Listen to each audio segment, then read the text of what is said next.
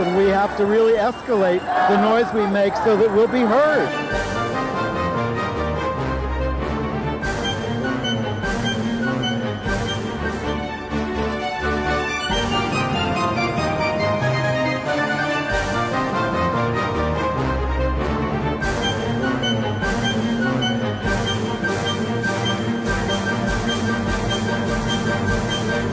Welcome to Gay USA. I'm Andy Hum, and for Lesbian Visibility Week, I am joined by... Ann Northrup, lesbian. Yes, it is Lesbian Visibility Week, and I attended a reception at the beginning of the week with Maren Johns, who got me invited. It was run by the Curve crowd, the Curve Foundation, Curve Magazine, Franco Stevens and her wife. And they had a panel discussion that, usually I find those deadly dull and conventional and predictable, but they actually had some interesting women on the panel who I didn't know and was delighted to meet in that context. Maybe we should have some of them on the show. Someone other than us? You sure? There's a thought. Well, but you're stuck with us for this week. So, and in the news this week, the United States Department of Education has issued new rules on protecting LGBTQ students, but they dodged the issue of trans participation in sports. They say they're working on that. Oh, they've been saying that for a while. And we have I will not expect anything before the election. There's a thought. But we do have some news from others in that realm. Yes. And I hesitate to even say this, it's so upsetting, but Melania Trump hosted a gay right-wing event, the Log Cabin Republicans, but isn't standing by her man in court. No. What are we to make of that? In good news, we've got a breakthrough in Pennsylvania as an out LGBTQ candidate is nominated for a statewide office. Very exciting. But we have an update on what's happening in Calexico, California, where a transgender council member and her progressive colleague have fallen from office in a recall by voters. Texas Governor Greg Abbott wants to ban trans teachers entirely, which is against U.S. law. Florida Governor DeSantis is letting Christian pastors be paid as school counselors. Are they being paid or are they volunteers? They might. You're right. There might be volunteers, but it's official. It is definitely official, and only certain religious affiliations are allowed, not Satanists. That will not pass constitutional muster. Yeah. Pennsylvania, a Pennsylvania school board has banned from a famous gay speaker. And police in Michigan have identified 7 high school boys who perpetrated an anti-LGBTQ vicious attack. The country of Dominica makes sodomy legal, and Iraq delays making LGBTQ people illegal. Excellent. The UK is going to start shipping asylum seekers to the very anti-LGBTQ Rwanda. The Adventures of Priscilla, Queen of the Desert, you remember that movie, is coming back with a sequel, and all hands are on deck. 30 years later, the old cast is back with some new additions. And Andy will review the musical on Broadway, The Outsiders, and Rachel McAdams in Mary Jane. Okay. I'm going to give you that as a revised version for your work. Thank you. Okay. All right. Shall we start with the Department of Education new rules? Yes. That's really the big news, I guess. This is the Biden administration's department. They announced new rules prohibiting sex discrimination under Title IX from 1972 that explicitly protects all students from discrimination, including survivors of sexual assault and those who identify as LGBTQ. And Education Secretary Miguel Cardona said the regulations build on the legacy of Title IX by clarifying that all of our nation's students can access schools that are safe, welcoming, and respect their rights. Some of this was modeled by the Bostock decision, which deals with employment and has been extrapolated a little more widely, but this puts it in an order, not. And these regulations put in place now supersede rollbacks during the Trump administration under Education Secretary Betsy DeVos. And they include in the definition of sex discrimination the use of sex stereotypes, discrimination on the basis of sex characteristics or sexual orientation, gender identity, pregnancy. They do not, as Andy said in the headlines, include any regulations on sports by trans athletes, but they are working on that. But already Louisiana is up in arms and is working with the Alliance Defending Freedom to sue on all of this. But the regulations do require anti-bias and anti-bullying and harassment programs that ensure misgendering stops and cruelty versus LGBTQ students ends. Well, I'd love to see them make progress on that. Louisiana is goes into effect August 1st. Louisiana's objection is so disingenuous because they put out this press release saying, you know, this is horrible. We are not going to let trans athletes play sports. It doesn't have anything to do with sports, but this is their line to politically try to score a victory, and they're going into court with the ADF. Are we done with that? Yes. Well, also on the federal level, the U.S. Senate Finance Committee's Democratic majority issued a 10-page report calling out Republican attorneys general in Tennessee, Indiana, Missouri, and Texas for using abusive legal demands to collect the medical records of trans patients in pursuit of ideological and political goals. They say these attorneys general are claiming that they need these records to investigate Medicaid fraud, which it could not be further from the truth. They're just trying to identify trans students or trans kids across the board. And the committee report says that these investigations have worsened trans people's mental health, leading to suicide ideation, severe depression, and intense anxiety. Yes, they... Well, of course. I mean, if you're constantly being pursued and are under attack, your mental health is not going to be in good shape. By the way, Ken Paxton, the Attorney General of Texas, offered no pretext at all. We just want to get them. Well, Governor Abbott is out to get all the trans teachers. Yes. Well, I should add, though, hospitals in Missouri and Washington have refused to comply, but Tennessee's Vanderbilt University Medical Center did. Handed the records right over. You want our records? Take them. Okay. But this thing about Medicaid fraud is an attempt to circumvent HIPAA regulations about handing over files. Okay. All right. Also on the federal level, Trump called on his followers to demonstrate outside the courthouse, and only a handful showed up. I mean, he said... Barely a handful. He said there were thousands that wanted to come, but they couldn't. I walked in front of the courthouse myself the other day. There's no problem walking around there. Well, I love the MSNBC coverage where they have a reporter down there. The streets are open, cars are driving by, the sidewalks are open, and they say, I don't know what he's talking about. So they're not turning out for him, but Rise and Resist continues to be down there. And of course, there they are with their big banner, "No one is above the law." This is not a LGBTQ specific group, but a lot of our LGBTQ brothers and sisters are part of that group.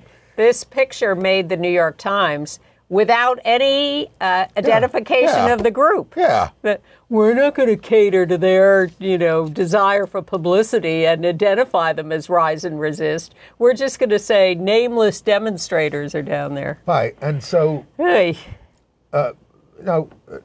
Trump is also complaining that he can't campaign. But his wife, Melania, isn't picking up the slack, nor is she appearing in court, by the way. No Trump family member is standing by their man there in court, which is highly unusual in a criminal trial. You'd think Tiffany at least would. Please. And Barron's going to go to NYU? That's the rumor. I can't believe that. Yeah. So Melania hosts a reception at Mar-a-Lago for the Log Cabin Republicans. Not the first time she has appeared at one of their events. However, the invitation and her speech, neither one of them said LGBTQ, gay, trans, lesbian, anything, nothing. Never the words were spoken. It was all about, we must unite the country, not divide it, period. It's all nonsense. It was hosted by Trump gay, Richard Grenell. The group doesn't have many members, but claimed to have raised $1 million at the event, charging people $50,000 apiece to come. They're promising to use the money to try to win gay votes in swing states. Grenell said, anyone telling you that you are oppressed in America or that you need special side agreements, whatever that means, because you're gay, is only seeking to control you. He would know. This was supposed to be a big event, but it ended up being held in a side room off the main ballroom at Mar-a-Lago because there were weddings going on there. And the highest count anyone could get from pictures was 60 people, and really probably less. And half of them were Mar-a-Lago staffers or Trump staffers. Trans trader Caitlyn Jenner was there. Yes. And so was Trump's lawyer, Alina Habab. And failed U.S. Senate candidate Mehmet Oz. Yes. Dr. Oz. Yeah. All right. So Pennsylvania had its primary Tuesday. Biden got 93% in the Democratic primary. Trump got 83% in the Republican primary.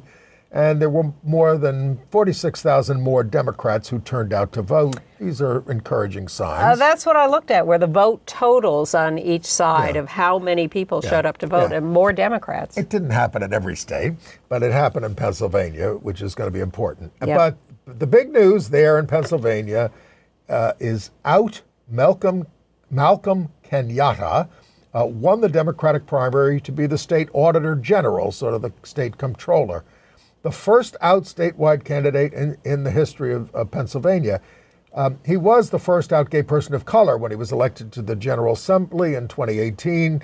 He ran for the U.S. Senate nomination in 2022, obviously lost to Fetterman. And he said he's running for Auditor General because it's time for the underdog to be the watchdog. And that's what Auditor General is, watchdog of the state finances and agencies, the person who keeps an eye on everything and is supposed to keep everyone honest about. I look forward to what he uncovers. Okay, in Florida, Governor DeSantis has invited chaplains into the schools as volunteers. It's true. I do have the word volunteer here. To counsel students in public and charter schools, he said, these are students who need some soul prep. He said excluding religious groups from the campus is discrimination, saying God has no place, and that's not what the founding fathers intended. Parents have to consent to the counseling by the chaplains. The bill required no special training for these people to come into the schools, so lots of Christian nationalists will be sure to volunteer. Maybe some Satanists will too, and we'll see how that goes over, but the Satanists are already asking to get into the schools and pointing out that they have been declared a religion officially by the courts. And we should say that there was a group called Pastors for Florida's Children who opposed this bill. Yeah. But DeSantis says he's going to try to keep the Satanists out. Well, it's just like in other places where they are trying to destroy the public school system. So they bring in religious figures. They take money away from public schools. They impose rules that constrict public education. Ryan Walters in Oklahoma, the superintendent or whatever his title is of education in the state, is holding another public meeting tomorrow night as we're taping, Thursday night. It's Wednesday here now. And he's going to get attacked again by the public for his corruption and mismanagement. I think he had to cancel one of his engagements he because there were so many people yelling at him. Yes. But that's kind of what he wants. Well, he has some big money backers who really want him to destroy the public school system in Oklahoma, and he's marching forward on that. And in that vein, Texas Governor Greg Abbott, he saw a picture of that male teacher, Rahmad Jakyadi of Louisville, who wore a dress on Spirit Day, and he vowed he wants to end the presence of transgender and gender nonconforming teachers in his state, a promise that ought to run afoul of the Bostock decision that specifically bans workplace discrimination versus LGBTQ people. The teacher was targeted by the anti-LGBTQ activist Chaya Raichik and was so hounded that he resigned. He didn't have to resign, but he said, like, I got to get out of here. Abbott said, this type of behavior is not okay, and we want to make sure we end it in Texas. What a performance of imitating Greg Abbott. Well, he should probably be paying more attention to the charter school in Houston where an elementary art teacher, 54 years old guy, was arrested for soliciting sex from a 15-year-old boy. He says, the teacher claims, I wasn't doing anything. It was just a fantasy, this whole conversation. And he had a lot of child porn on his phone. Well, it's the porn on your computer or whatever, if it's child stuff, that will get you. Yeah. Because it's hard to prove sometimes that you actually had an encounter with the kid. Yeah. But they can, with the stuff on the computer, don't do it. Confusion in Murrieta, California, where at first the school district there was ordered, they were ordered not to enforce their policy of outing trans students to parents. And they said, okay, you're ordering us not to do that? Fine, we won't do it. And then they changed their minds. And they said, no, we're going to be defiant. We're going to keep informing parents if their kids show up and want some different pronoun or name usage. This is against California law. Yes.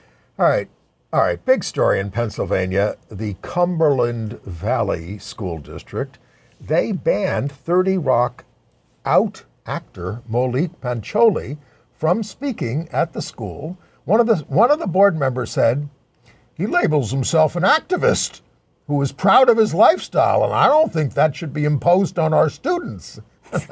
God. I mean, like, these right-wingers aren't activists who are imposing stuff on the students? Just to be out is defined as activist and political and inappropriate. The board is unanimously right-wing, full of activists who advocate traditional lifestyles. Well, they elected a Moms for Liberty person as a member. Who was concerned that Pancholi would discuss his children's books, which deal with being bullied as an LGBTQ character would be, or his own experience with anti-bullying and empathy inclusion. These are just, you got to keep kids away from these things.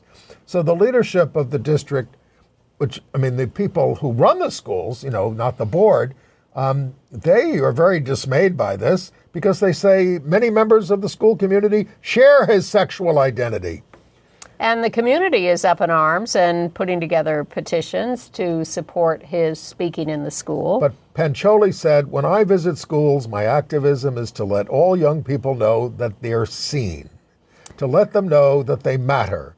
I wonder why a school board is so afraid of that. Well, in DeWitt, Michigan, they're afraid of it too. The principal of the Shaney Road Elementary School sent out a note to parents saying we are offering an optional class, to students about explaining all this pronoun stuff and respect for each other and anti-bullying, and we're going to give this class, and it's going to be optional. None of your kids have to go. You can opt them out. And the parents said, no, we don't want our. Some parents, a few parents said no, and. So what happened?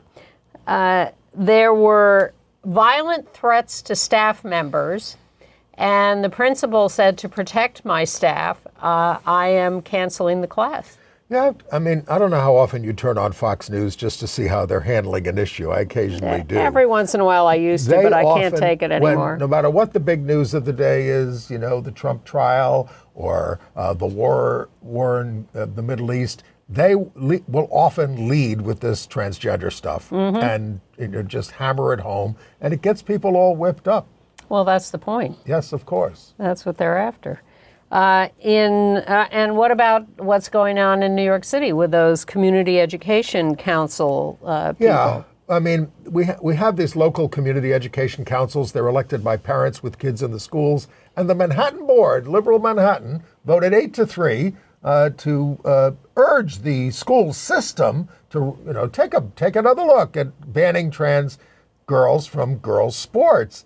And now, because of complaints against this Moms for Liberty member of the board, Maud Marin, the school system is conducting an investigation into her and another board member for terrible things that they've said about trans students. I mean, Marin, has made lots of derogatory statements about the kids. She says, I've done nothing wrong, but, Well, there was a very moving essay by a mother in like an adjoining school district in Manhattan who wrote this essay saying, I have a trans child who's now like 8.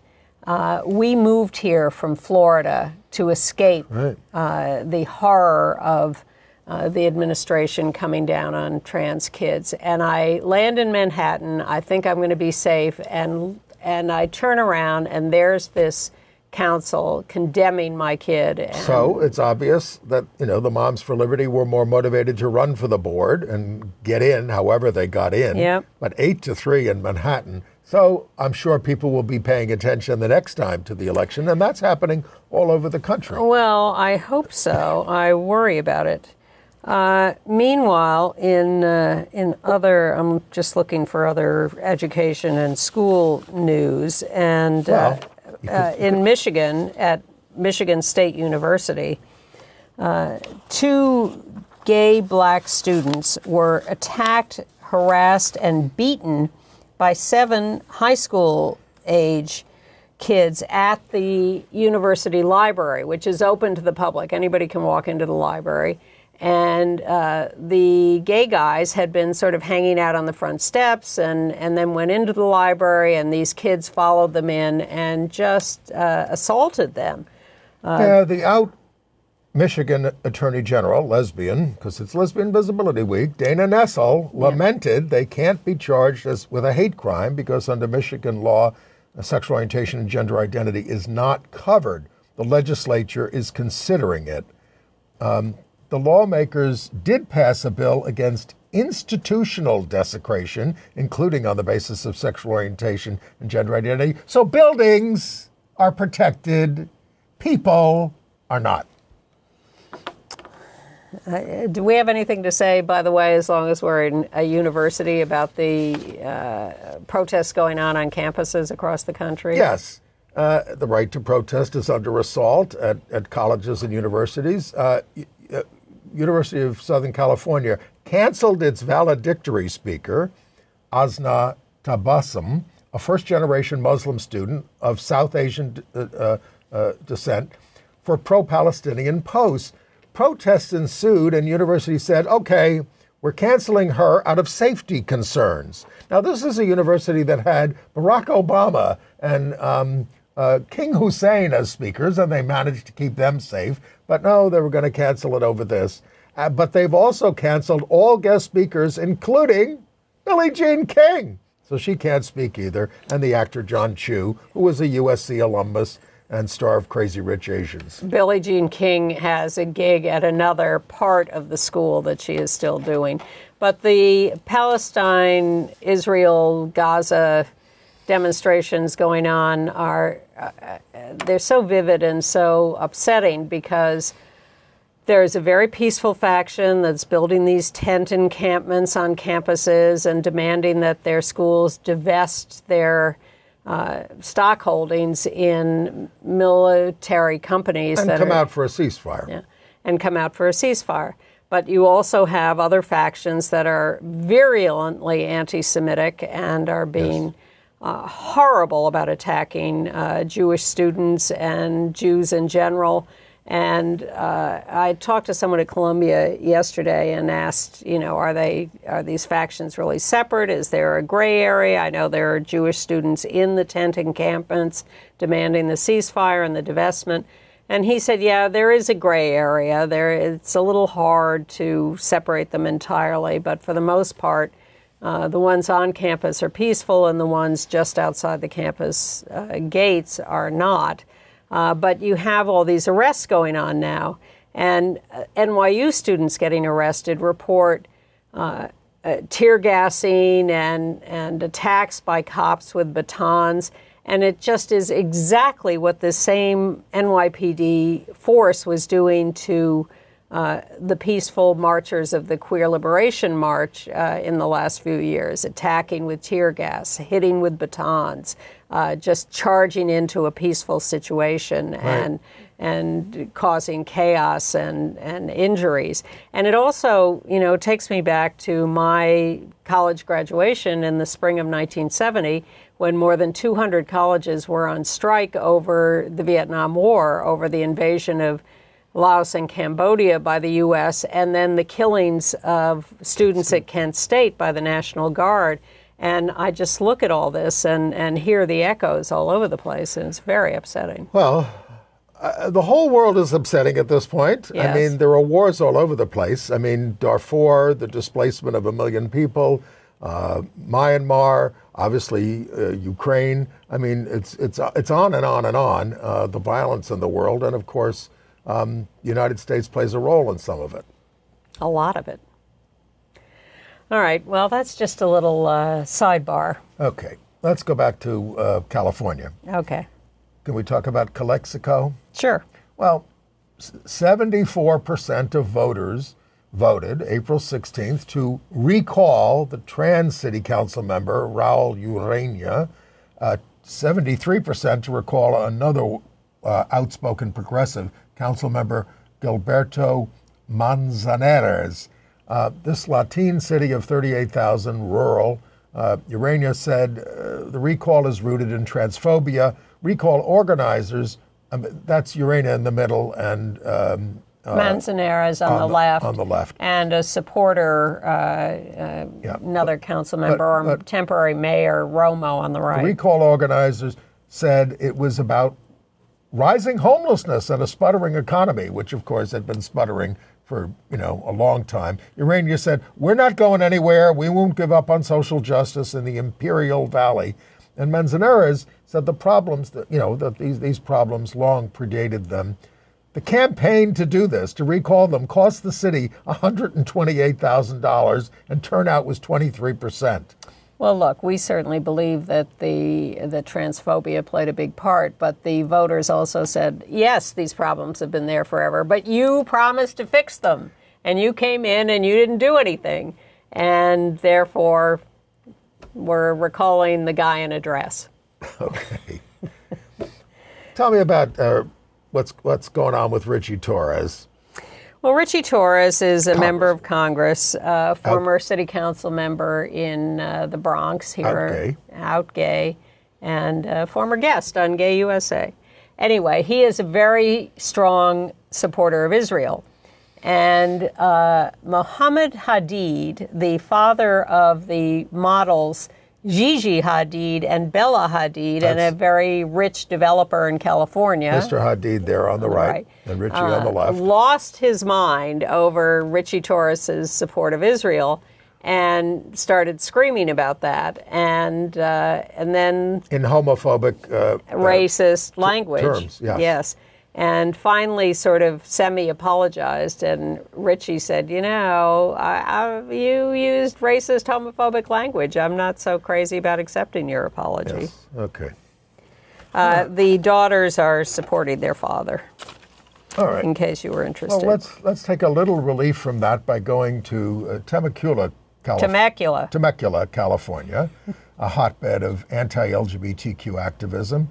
Where the former mayor, Jeff Comerchero, walked into a barbershop of non-binary E.J. Radford, and Jeff realized his own discomfort made him a bigot. We have a video report. Sometimes you feel like a different person after getting a haircut. There you go, okay. But the unlikely bond built at this barbershop in Temecula changed the way EJ's client Jeff looks at the world. So I said to myself, I would never let this person touch me. Jeff Comerchero says that's when he realized he was a bigot, when he first saw EJ Radford working at this hair salon in 2021. EJ is non-binary. He has visible tattoos and piercings and a super endearing smile. I was sitting home that night and I was appalled at myself for what I was thinking because I knew that wasn't me. What Jeff was, the former mayor of Temecula. He says he didn't learn a lot about queer people living in the conservative town. How's Pat? Good. But EJ certainly did. You see a lot of hate in the media and a lot of hate from certain groups, you know, but at the end of the day, Temecula is filled with a lot of really cool people. So I think that's a big reason why I'm still here. And that's why this young barber didn't judge a book by its cover. For him to kind of open up to me and be like, hey, I'm not really educated on this, but you're a cool person and I'd like to know more about you, you know? It was really nice and refreshing for me because especially in his age group, you know, I don't really get a whole lot of people genuinely curious and respectful about things, you know? So it was through educating Jeff about gender identity and deconstructing his prejudice right here in this chair that he and EJ say they became good friends. That's my boy right there. He has my back and I have his, that's for sure. In fact, their story inspired them so much, they decided to write a book about it. It's called The Old Man and the Queer, the transformative story of a retired mayor and a barber who freed him from bigotry. Gender identity or sexual identities, although important, they're really superficial in terms of relationships, and it's honestly changed my life. That's kind of one of the goals of the book too, is to just show people that maybe have never met a queer or a trans person that, like, no, we're just human beings just like the rest of you guys, so yeah. And the book these two co-wrote is now available online, and they've already done their first book signing together. I'm Nicole Comstock, KCAL News. Heartwarming. And also heartwarming is the change of heart by Diana Nyad, the champion swimmer, also an older person. I'm trying to build a theme here. So she had in the past been condemning of trans athletes, particularly trans women, competing in sports. But she now says she regrets her past statements and her membership in an anti-trans women athletes group that sprung up a few years ago. She says science is complex and smart scientists are working out rules of fair competition, but she is now firmly for inclusion. And, you know, the report we referenced a couple of weeks ago by the commissioned by the Olympic Committee has now been widely publicized, saying that, in fact, trans women are often at lesser advantage over cis women, that they have less competence in certain areas. So I think this is all evolving in very interesting ways. But meanwhile, we're still getting... Well, they're not evolving in Arizona. Republican legislators seem to be hell-bent on going to the fall election with the 1864 extreme anti-abortion law in place. I know they're going to revisit it again this week. Karen Royster, who's a Republican precinct committee member, said, "I'm here to represent Jesus Christ." Really? Part of those Does Jesus have a vote in her election? Part of those filling the gallery in the House with loud prayers. The Senate is poised to repeal it. Donald J. Trump wants them to. A new Democrat just got seated in the House on Tuesday, but Republicans maintain a 31-29 edge, and leadership is beholden to anti-abortion extremists. Voters will get a chance, the final say on this, in a referendum in November. But it goes into effect, I think, momentarily. Yeah. If they don't, you know. Well, maybe we should look at Iowa, where all the anti-LGBTQ bills failed this session. That's a good victory. And in Montana, 2 trans women are suing for the right to change their gender identity on their birth certificates and driver's licenses. They have filed a class action suit represented by the ACLU. So yeah, our LGBTQ legal groups and the ACLU are just overwhelmed at this point with having to challenge all these things. Well, they are, but how great that they're standing up all over the country. Every day I see stories of individuals who just have decided not to take it anymore and who are going to fight for their rights. Yes, and this also includes gay and lesbian advocates and defenders, Lambda Legal Defense, and others. But not George Santos. He's withdrawn from his race to return to the House of Representatives because he wasn't raising any money. And Correct. that was really the whole reason he was running, was to try to make some money. All right. Yeah. In Massachusetts, we've learned about the murder of Nevaeh River Goddard, 17, was a non-binary teen, had been listed by the Center for Missing and Exploited Children as missing at 15, but no gender indicated. In April 2022, Massachusetts authorities showed up for a welfare check at the home of Shane Curry, 2020, and wouldn't let him in. For 2 hours. Wouldn't open the door for 2 hours. Then they got in and found Goddard dead inside, stabbed with a sword. Curry charged with assault and battery, additional charges, of course, likely. Curry confronted Goddard about cheating and addiction, told police bruising them wasn't working. Oh, bruising Goddard wasn't working, so stabbed several times. Killed him. Oh, God. Or killed them, sorry. But on the brighter side, the New York State budget finally passed, and it includes $4.25 million for the Lorena Borjas Transgender and Non-Binary Wellness and Equity Fund to support organizations serving those communities. That's an increase of about $1.4 million. I see in your hometown, 86% of the survivors of clergy abuse have rejected a settlement offered by the Rockville Center diocese. Well, my hometown, I should say, is Baldwin, but I'm close by. Right, next town. Yeah. But that is part of the Rockville Center diocese. They offered $200 million, and the survivors said, no, there are too many of us, not enough. Well, and there's a fight in the state over insurance companies not wanting to cover these settlements, and the survivors, the abuse survivors, are saying, that's bad because we're not going to get any money if the insurance companies are let off the hook. Right. Okay. Shall we talk about somebody we lost this week? Sure. Well, long before there was Moms for Liberty, there was Concerned Women for America, founded in 1979 by Beverly LaHaye. We have a picture of her there with a friend of hers, Ronald Reagan, to fight equal rights amendment and gay rights. She died April 14th at 94, predeceased by her husband, Christian right pastor Tim LaHaye, who was also a best-selling author, as was she. He wrote all those Left Behind books about, the resurrection. But together, they wrote the Act of Marriage that included advice for Christian couples on sexual pleasure. But of course, it was pleasure for me, according to them, and not for thee. She organized political support for right-wing Supreme Court nominees, including Robert Bork, who was rejected. Thank God. But she played a big role in stopping ratification of ERA, protested condom commercials on TV at the height of the AIDS crisis, pushed for military support for the Contras in Nicaragua. She reviled feminists like Betty Friedan, who she said did not speak for average, normal, traditional women. She held that in marriage, submission is God's design for women. She spread the lie that gay men were more likely to prey on children. Her work rolling back progressive reforms continues. Those shibboleths have not disappeared. Nope. But she has. Okay. All right.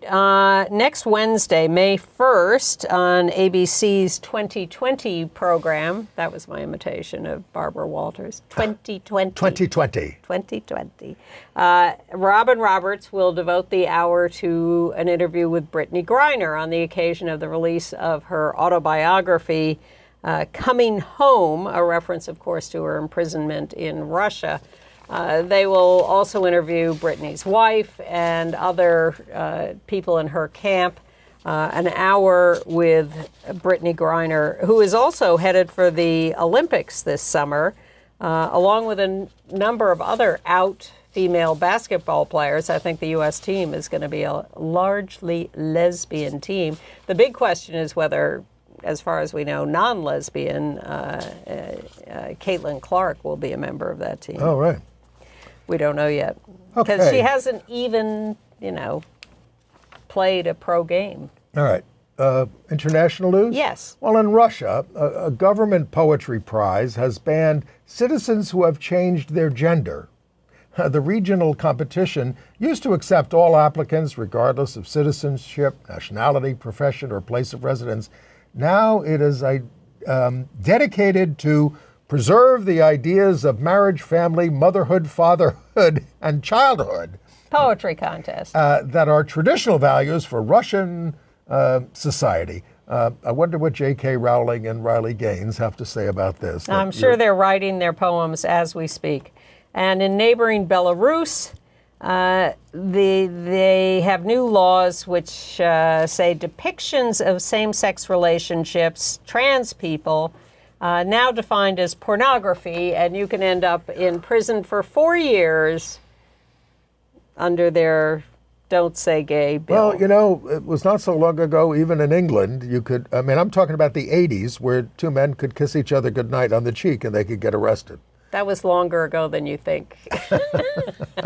But in Dominica, the Eastern Caribbean Supreme Court struck down the anti-sodomy law as unconstitutional after 14 years of advocacy from the LGBTQ group Miradom. Congratulations. Now, this is not the Dominican Republic. Right. This is the little island of Dominica, which has a population of approximately 75,000, was a British colony until 1978. And part of the effort was involved was the Eastern Caribbean HIV/AIDS project that spawned the LGBTQ activist groups. And activist Maurice Tomlinson was involved. He's all over the Eastern Caribbean. And, Jamaican mostly. All right. All right, and we told you last week that Iraq was on the verge of passing its own Kill the Gays bill, but our President Biden got in the ear of the Prime Minister, evidently. Well, that's Prime Minister Mohammed Shia al-Sudan. There he is. So they postponed it, but because they were having meetings and it was like embarrassing. I mean, they were being told by diplomats from 3 Western countries, don't do this. But it would be a catastrophe for bilateral business. And in Monaco, a court there says that they cannot order the state to recognize same-sex marriages, specifically in this case, the marriage of a U.S. and Monaco citizen who were married in Michigan in 2019. This ruling overrules 2 lower courts which had legalized same-sex marriage or recognition of those performed elsewhere. The higher court that just issued this ruling denying that says the Catholic state religion forces us not to be able to mandate this. You can apply for a civil union. A couple of UK stories. The House of Lords cleared the bill that lets the government ship off asylum seekers on one-way flights to Rwanda. It's called the Safety of Rwanda Bill. Oh, God. But Rwanda is very unsafe for LGBTQ asylum seekers and many others. Yep. The Conservative government would rather pay dearly, millions of pounds, to send these asylum seekers to Rwanda than process them in Britain. The European Court of Human Rights could still block the scheme, and the Labour government has said if we get in, we'll scrap it. Well, it's really shameful that they're doing this at all. And now Scotland and Wales have followed the lead of the NHS in England after the CAS review of transgender care for teens and are ending the prescription of puberty-suppressing hormones. But in Sweden, they have lowered the age to be able to declare a gender change from 18 to 16 and made it easier to make that change after a briefer consultation with a doctor or a psychologist. Back to the UK, a top BBC News anchor, you probably would recognize Hugh Edwards from royal coverage especially, has resigned after 9 months after he became embroiled in a scandal over sexually explicit images that he had paid a male teenager for. The teen had worked with Edwards, he's now a man, and the teen's family says he used the money to fuel a crack cocaine addiction, but the teen himself says, oh, that's all rubbish. So but anyway, you has resigned. And back to Olympic news. Did you know that countries have cultural ambassadors to the Olympics? No. Me either. But Taiwan is sending a cultural ambassador to the Paris Olympics this summer, and it is the latest winner of RuPaul's Drag Race, Nymphia Wind, who is Taiwanese and just won RuPaul's Drag Race and has been named Taiwan's cultural ambassador to the Paris Olympics. Congratulations on both counts, Nymphia. Is this unlikely to occur if the Republic of China takes over? Well, keep your fingers crossed. It hasn't happened yet. Right. In AIDS news, the U.S. has a new AIDS czar.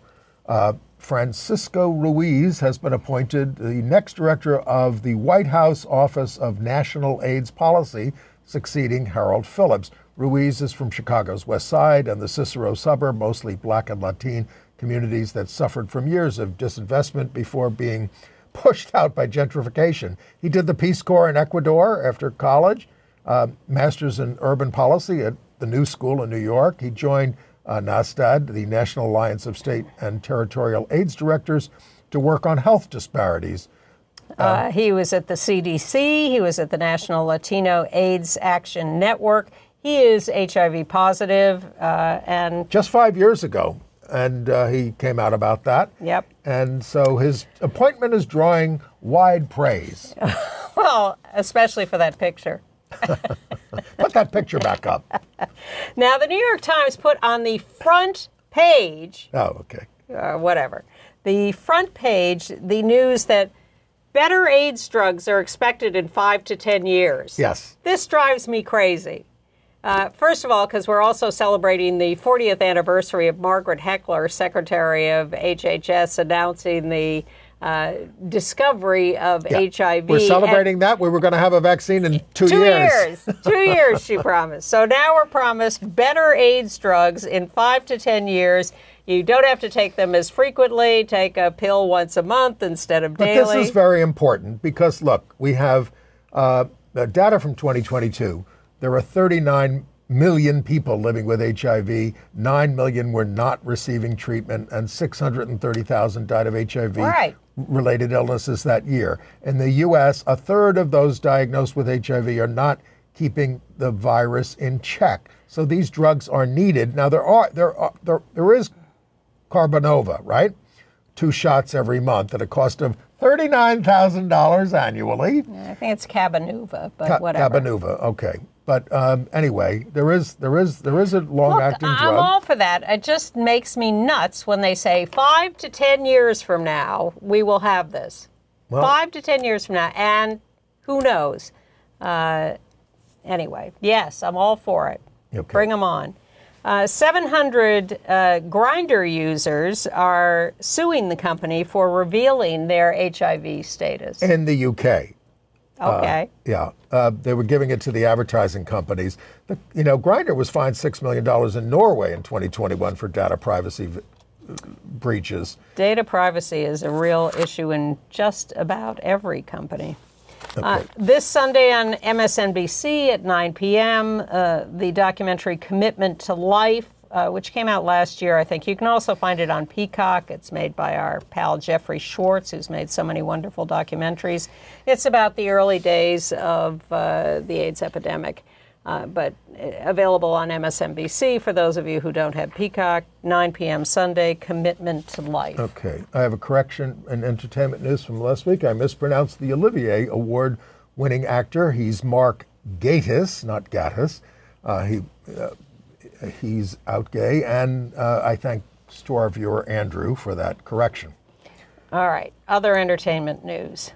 Well, we're very happy that the Rock and Roll Hall of Fame has decided to induct Big Mama Thornton, who was the original singer of Hound Dog, didn't get any of the money from it. That all went to Elvis, who did it after her. She was known for her gender-expansive style and unwillingness to conform to gender norms.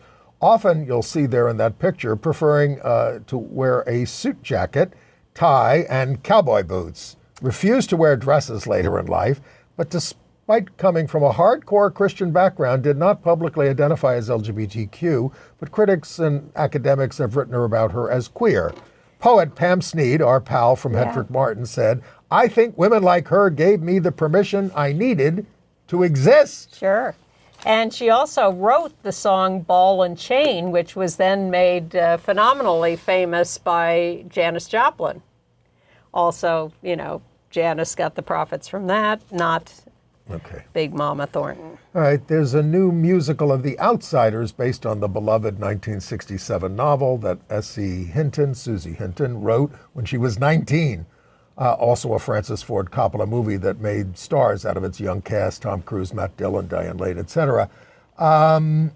This one's got a book by Adam Rapp and Justin Levine with music and lyrics by Levine and Jamestown Revival. So Outsiders is the Greasers versus the Socias.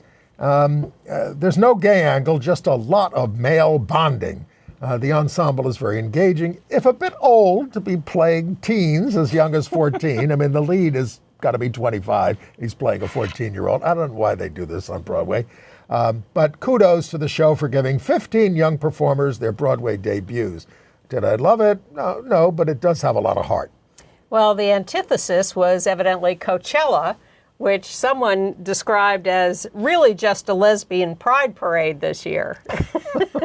Renee Rapp, Chappelle Roan, I hope I'm getting that right, maybe it's Chapel Roan, Victoria Monet, Young Miko, Tanashi, whatever, Ludmilla from Brazil, Brittany Howard, Billie Eilish, who had an intro by Beyonce. It's Lesbian Visibility Week. Kissing, singing, rapping, the L Word cast was there.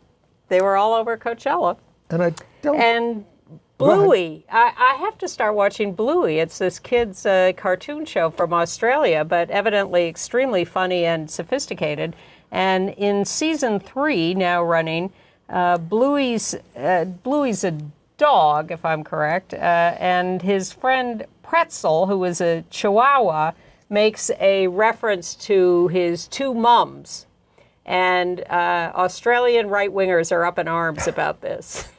Good. Don't they know it's Lesbian Visibility Week? All right. Exactly. Also with a lot of heart at the Manhattan Theater Club is Amy Herzog's play Mary Jane, starring Rachel McAdams as the mom of a profoundly disabled toddler who we never see in the play. She's been abandoned by her husband and alone with her son Alex. The play consists of her interactions with her super, her kid's nurse, other mothers dealing with children with profound disabilities, a hospital chaplain, all women. Everybody's a woman except for the kid. McAdams keeps Mary Jane relentlessly chipper while we may be tempted to look away. It's tough stuff. But the play gives us the chance to walk in her shoes, if only for 90 minutes, so I'd say that's time well spent.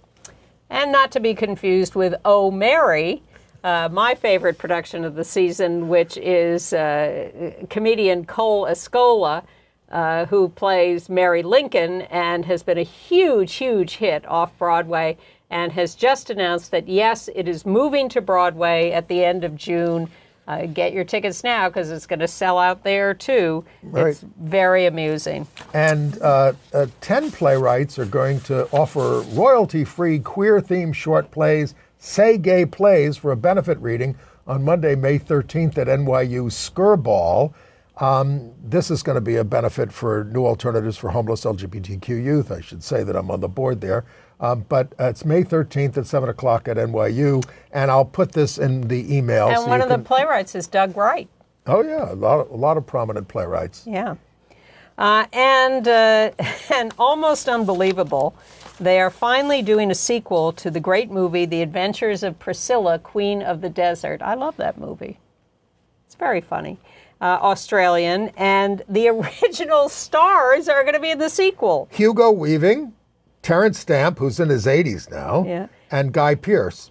And the same director, Stephen Elliott. There will be new, younger people in it, but I'll never forget that dress made out of American Express cards. Oh, right. The gold cards. And flying on top of the bus. Oh, God, yes. Well, that's Priscilla was the bus. Yeah.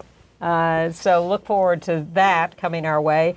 In June on Netflix, a documentary Outstanding, A Comedy Revolution, which is a history of queer comedy and all the comics you know from forever.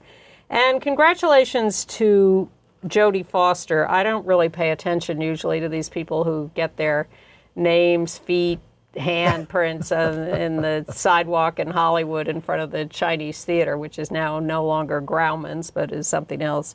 Turner Classic Movies, I think, has it. But she had a ceremony there, thanked her wife for being willing to ignore their 10th anniversary, which was that day. Jamie Lee Curtis showed up to support her and introduce her. And there is video of Jodie being interviewed by, an entertainment reporter. And she's so open and so fun and so revealing.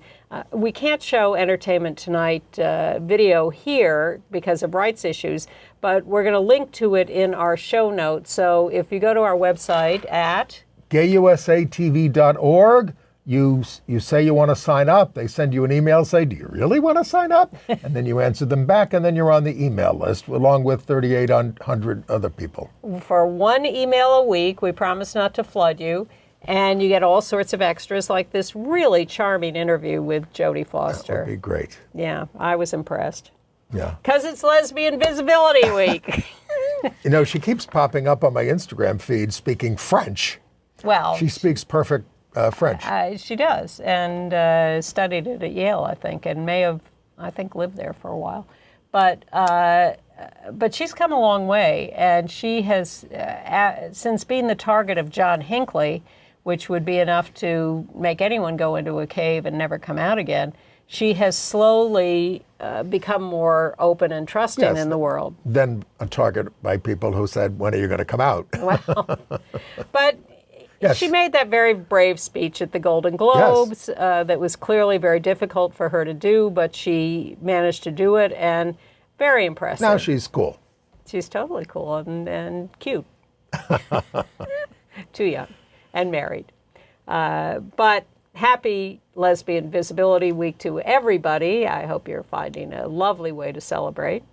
And I'll be gone for the next 2 weeks, but Maren Johns will be here with you next week, and then Rob Shooter the week after that. We will miss you. Well, I wish I could say I'll miss you, but I will be back. It'll be nice to get away from some of this stuff. It will. For a couple of weeks. Right, and then I'll be back. I'll hold down the fort. After that, yes. Have a good time. See you with him next week. Bye.